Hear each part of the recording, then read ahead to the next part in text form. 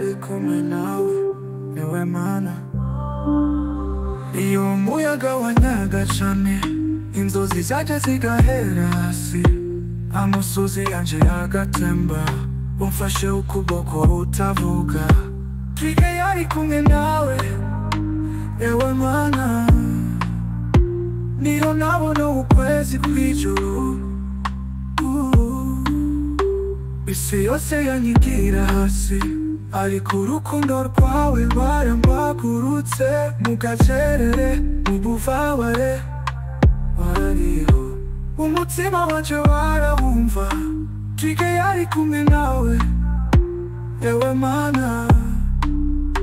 Mu ndirimbo y'ivyizigiro vy'ijuru wariho, mu bigeragezo kuri umuri mu mwijima wanje. Wariho igihe byose byasa n'ibitakaye, urukundo rwawe rwaramenye ubundi.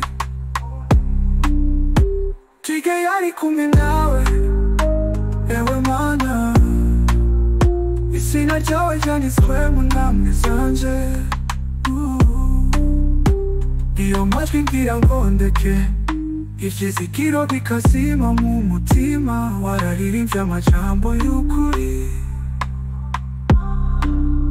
Impromise zishobora guhindura isi. Twige yari kumwe nawe ewe Mana.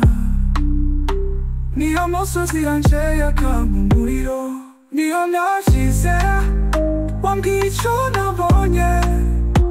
Wariho nkitse ishimikizo, wanyeretse umuco mu mwijima. Twige yari kumwe nawe ewe Mana.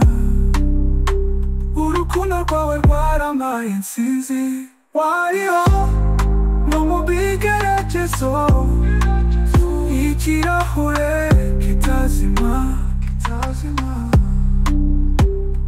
Wariho udatinya, urukundo rwawe n'umuco wanje. Twige yari kumwe nawe ewe Mana, kandi ndagenda n'ukwizera amaso ku Mana.